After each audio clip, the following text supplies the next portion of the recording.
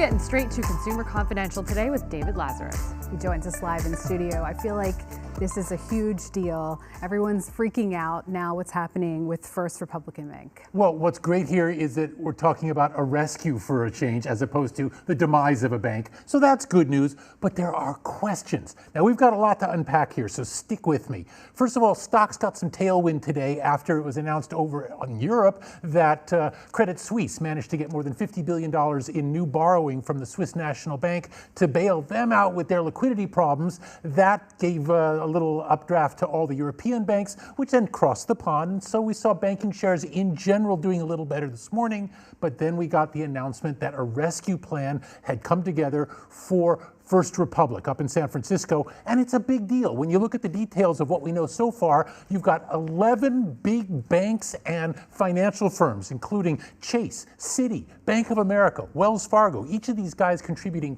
$5 billion. The $30 billion in total will be deposited with First Republic, apparently with no strings attached, basically to demonstrate to depositors that the cupboard isn't bare, that there's liquidity, that the company has plenty of cash on hand, and send a signal that they're not going under.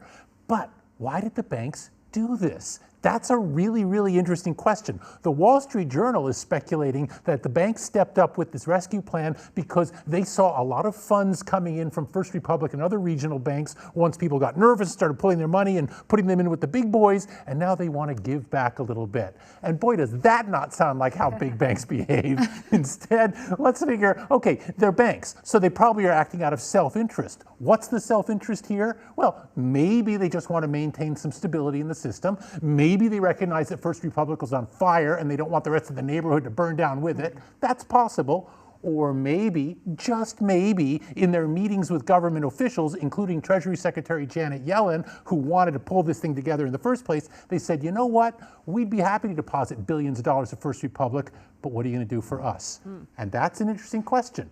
A rollback more of banking regulations, perhaps? Or maybe there's some other gimme that these guys are looking for? We don't know if there's an agenda or if there's something coming down the road, but cynical people, not me of course, might suspect there might be another shoe to drop. So that's brought the banks out of trouble a bit for today.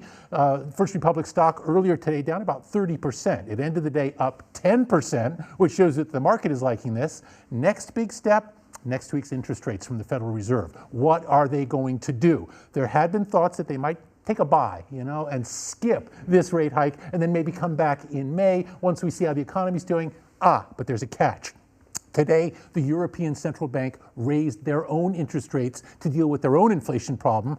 That suggests that the Federal Reserve will not want to be an outlier here. We've been seeing the central banks pretty much working in concert throughout this whole ordeal. So with the Europeans now raising rates, I'm saying the smart money is on the Federal Reserve acting the same. And guys, we talked the other day about moral hazard, which is when you essentially reward bad behavior by making no consequences. Well, this is a classic example of that. First Republic got in trouble because after Silicon Valley Bank and after Signature Bank, these guys were the most exposed to uninsured deposits, meaning they were the most out on a limb here. So you kind of get a sense that by bailing them out, which is kind of what their kindred spirits are doing in the banking industry, they're saying to them, yeah, don't worry about that. You guys made bad decisions, but we're with you.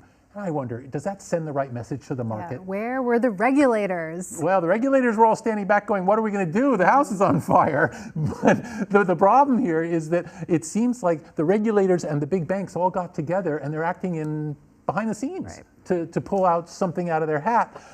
That's a little troublesome, but at the same time, anything that achieves market stability at this point, that's a good thing. Hopefully this will stop the panic and the other shoe doesn't drop. Right. We will see. We'll see if there's any more news tomorrow. We'll see tomorrow. Oh, I can guarantee you there'll be news tomorrow. And we'll see if we use the B word, bailout. Don't use the B word. Don't use the B word.